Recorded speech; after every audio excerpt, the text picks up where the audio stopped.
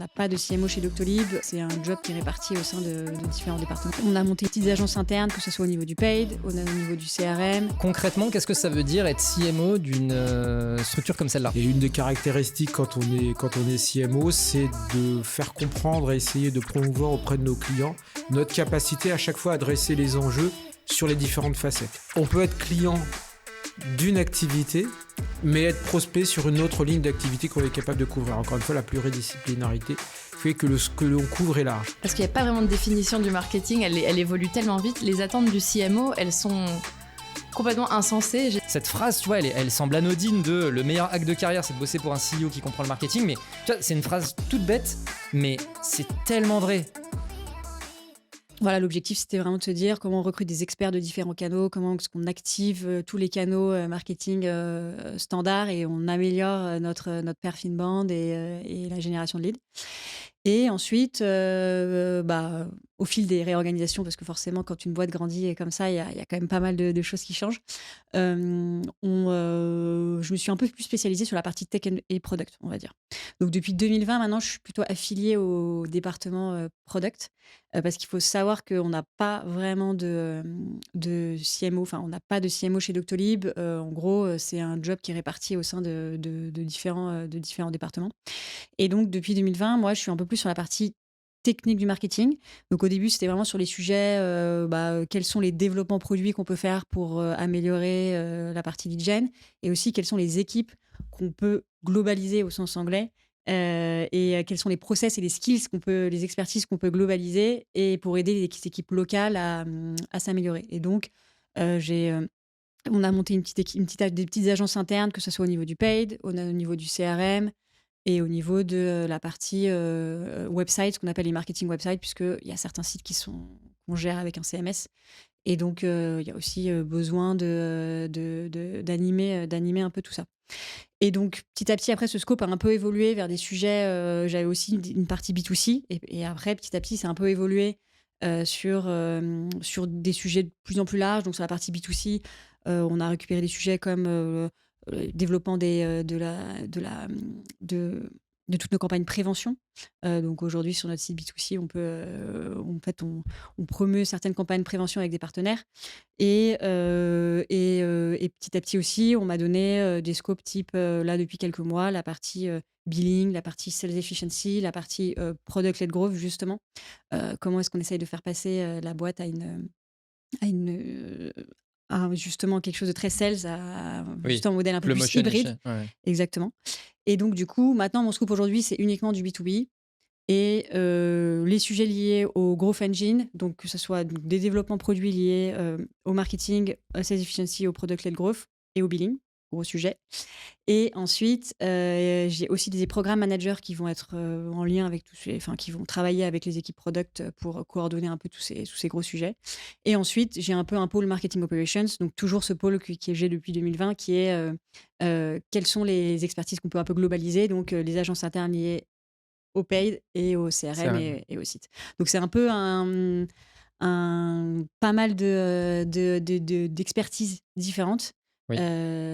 Sur lequel notre objectif, c'est vraiment de supporter les équipes locales pour pouvoir à la fin faire évidemment nos targets de revenus et changer un peu tout ça.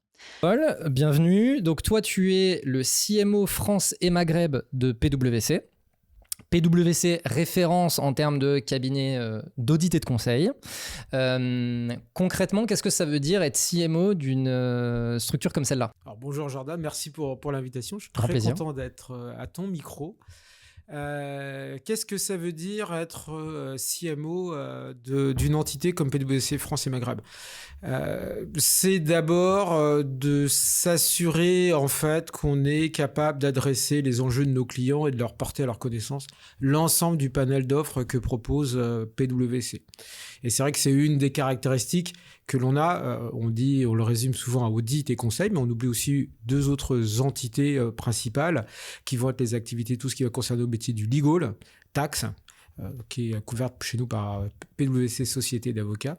Et puis, une autre activité qui est beaucoup plus en conseil, stratégie, fusion, acquisition, à travers la marque Strategian. Donc, c'est un ensemble d'activités. Et une des caractéristiques quand on est CMO, c'est de faire comprendre et essayer de promouvoir auprès de nos clients notre capacité à chaque fois à adresser les enjeux sur les différentes facettes. Donc, on ne se considère pas comme un cabinet généraliste, mais comme un cabinet pluridisciplinaire. D'accord. Voilà. Et donc, c'est une des caractéristiques, c'est ça qu'on essaie de porter à la connaissance de nos clients. Ok. Donc, aujourd'hui, au sein de ta fonction, il y a 3 sujets qui sont la partie noto, la partie acquisition, la partie innovation. Alors, avant de poser les questions sur l'organisation d'équipe, etc., par rapport à ce que tu viens de dire, j'ai l'impression qu'aujourd'hui, la majorité de l'activité marketing, en fait, elle se fait auprès de vos clients existants. Et du coup, sur les sujets de noto et acquisition notamment, comment est-ce que ça s'organise ? Alors, c'est vraiment une bonne question. C'est un enjeu quasiment quotidien là-dessus. Parce que c'est vrai qu'on raisonne, et dans ta terminologie, tu l'as raisonné comme ça, on raisonne client et on voit des entités économiques. Et comme notre cible client est quand même plutôt des grands comptes, CAC 40, SBF, mais aussi des ETI, donc qui réalisent quand même un volume d'affaires et qui ont une structure assez importante, donc qui couvrent la France et d'autres territoires, on peut être client d'une activité, mais être prospect sur une autre ligne d'activité qu'on est capable de couvrir. Encore une fois, la pluridisciplinarité fait que ce que l'on couvre est large. Donc, en fait, pour moi, d'une manière générale et dans la lecture qu'on s'en fait sur cette partie acquisition et aussi notoriété, si je raisonne vraiment encore plus sur la partie notoriété, il y a des activités aujourd'hui sur lesquelles on est relativement peu reconnu sur le marché. Et donc, quand on dit sur le marché, et auprès même de certains de nos clients, c'est un enjeu de faire connaître ces activités.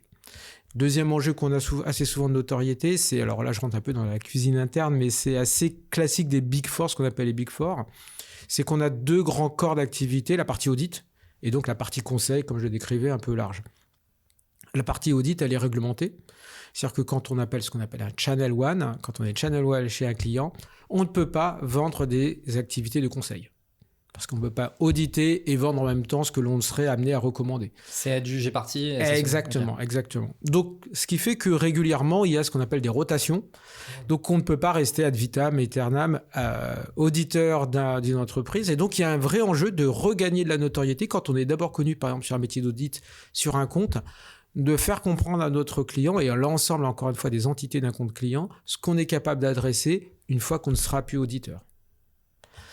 Donc, c'est ce travail en continu, donc temps long sur ce genre de rotation, parce que c'est quand même des rotations qui durent sur plusieurs années, qui n'ont pas lieu tous les ans, heureusement, dans les 2 sens, de faire connaître ces nouveaux enjeux et comment on est capable de les adresser. Et puis, c'est aussi, évidemment, des stratégies autour de l'acquisition, parce que, encore une fois, sur un compte sur lequel on va pouvoir se développer, des secteurs d'industriels sur lesquels on voudrait, en tous les cas, gagner de la part de marché et où on pense qu'on est pertinent, il nous faut évidemment acquérir suffisamment de contacts, de pistes d'intérêt chez ces comptes-là pour pouvoir engager des forces commerciales qui derrière vont pouvoir travailler, échanger et des experts qui vont pouvoir échanger avec les clients. Effectivement, en plus des CMO part-time, on en connaît en commun, Emmanuel, Jolan, Antoine, des personnes qui sont passées dans ce podcast.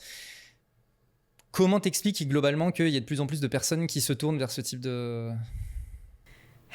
C'est totalement subjectif, il n'y a pas de bonne réponse. Subjectif. Non, il n'y a pas de bonne réponse. Je pense que c'est un bon tuyau déjà pour les marketeurs de pouvoir être confrontés à plusieurs entreprises et d'apprendre beaucoup plus. Le fait d'être freelance, tu as cette liberté aussi liberté un peu plus de gérer ton temps, de choisir tes clients, de choisir avec qui tu travailles. Et puis on se rend compte que malgré tout, il y a aussi de la demande. Puisqu'il y a tant de part-time CMO qui arrivent, c'est qu'il y a quand même de la demande aussi sur le marché, parce que sinon on va tous mourir de faim dans pas très longtemps. On se rend compte quand même que beaucoup d'entreprises ont besoin de faire appel de manière hyper flexible à un freelance marketing de temps en temps, que ce soit pour des missions d'intérim, des missions très courtes d'advisory sur une demi-journée, on a ce problème, on fait un workshop, ou alors sur du plus long terme en fractional CMO. Et voilà, donc la demande est là, et quand il y a de la demande, une offre se crée en général naturellement. Oui. Mais bon, ok. Moi, ça m'intéresse aussi d'avoir ton avis sur...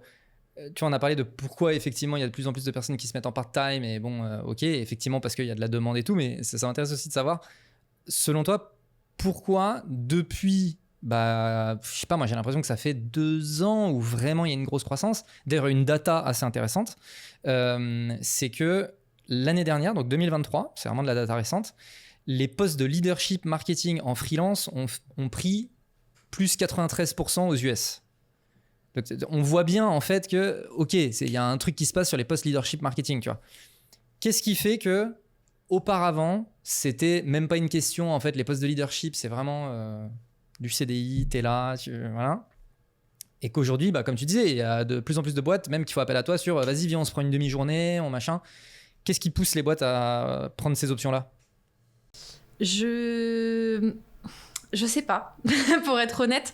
Je sais même pas si c'est vraiment une bonne nouvelle pour le marketing en général, parce qu'il y a aussi quand même une tendance un petit peu de perte de confiance envers les CMO. Il y a aussi on parle de data, il y a aussi la data que le CMO et le C-level qui a la plus courte durée de vie moyenne dans une entreprise, voilà.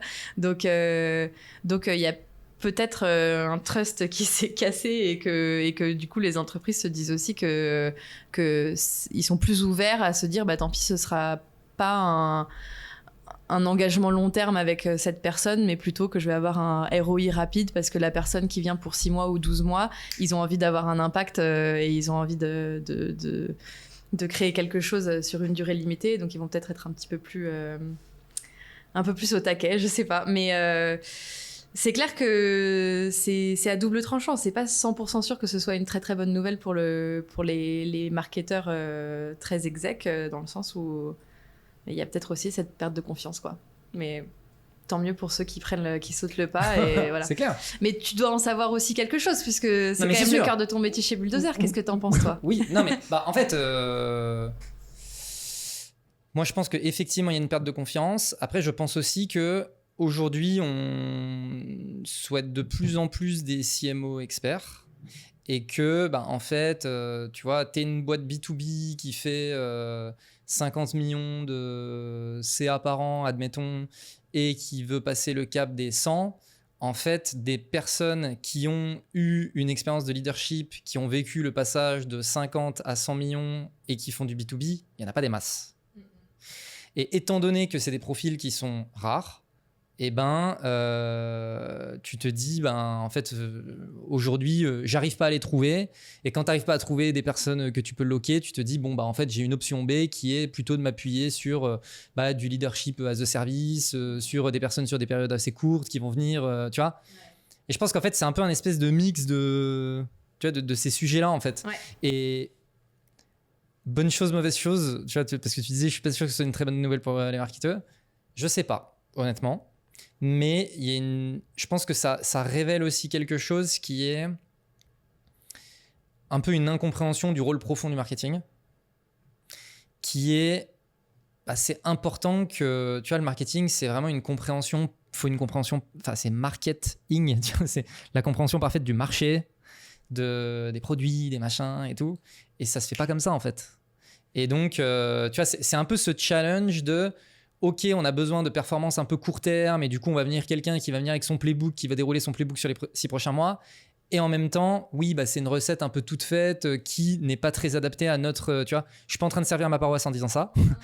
mais tu vois, c'est là où effectivement, c'est un peu le... Je trouve que c'est un peu le challenge du moment, tu vois. C'est un peu ce challenge-là, je trouve, pour la plupart des boîtes. Mais je suis hyper d'accord, tu as vraiment mis le point dessus, c'est le côté, les attentes du marketing... Parce qu'il n'y a pas vraiment de définition du marketing, elle évolue tellement vite. Les attentes du CMO, elles sont complètement insensées. Généralement, tu vois, genre, quand tu es un CFO, c'est assez clair ce que tu dois faire, tu vois. Quand tu es un head of sales, c'est aussi assez clair. Globalement, dans toutes les boîtes, c'est la même chose, tu dois aller vendre. Quand tu es un chief product officer, tu crées un produit. Le marketeur, il va avoir ce rôle un peu hybride entre... Tu dois quand même être un data expert, mais tu dois être créatif, mais tu dois être un leader, tu dois avoir une stratégie, tu dois connaître ton marché, tu dois connaître tes clients. Enfin, et je pense que cette évolution du métier du marketing qui va aussi avec les évolutions technologiques dans tous les sens qu'on doit gérer, sur lesquels on doit se former au quotidien, met le CMO en porte-à-faux dans beaucoup d'entreprises. tu vois, je pense que tu vois qui c'est, Dave Gerhardt, tu vois pas Dave Gerhardt, bon, c'est ancien CMO de Drift, Privy, etc. Il a une communauté en ligne, etc. Bon, bref, tu vois, c'est CMO, quoi. Et il a une phrase que je trouve vraiment très vraie, c'est le meilleur hack de carrière en marketing, c'est bosser pour un CEO qui comprend le marketing. Bon, Salesforce, le CEO comprend très très bien le marketing, il n'y a pas de galère. Ouais. Mais en fait, c'est aussi une des raisons pour lesquelles les gens qui font du marketing chez Salesforce ont de belles carrières aussi. C'est parce qu'ils ont tellement baigné dans un environnement où ce que doit faire le marketing n'est pas à défendre. Tu vois, t'as pas besoin de défendre l'intérêt du marketing. Ça, la boîte s'est construite aussi. C'est un given, quoi. Voilà, exactement. Voilà. Et je trouve que c'est beaucoup trop sous-estimé de la part des CMO, et je pense que c'est une des raisons pour lesquelles la durée de vie des CMO est aussi courte, c'est que la grande majorité des CEO ne comprennent pas le marketing. Et donc, toi, t'y vas un peu en te disant « Super, je bossais dans une super boîte, etc. » Mais en fait, ça ne me prend pas parce qu'il n'y a juste pas de vision. Tu vois, et moi, je pense vraiment que bon, tu vois, nous, évidemment, on peut subir ça, mais la réalité, c'est qu'aujourd'hui, nous, on bosse rarement en direct avec les CEO, on bosse avec les CMO. Et du coup, les CMO, quand ils font appel à nous, ils ont une vision. Ils savent ce qu'il faut pour dérouler la vision. Et ils nous disent, voilà ma vision et voilà pourquoi j'ai besoin de vous. Et nous, du coup, derrière, c'est nickel, tu vois. Parce qu'on travaille en direct avec quelqu'un et voilà. Mais je pense que c'est vraiment le point. Cette phrase, tu vois, elle semble anodine de le meilleur hack de carrière, c'est de bosser pour un CEO qui comprend le marketing. Mais tu vois, c'est une phrase toute bête. Mais c'est tellement vrai.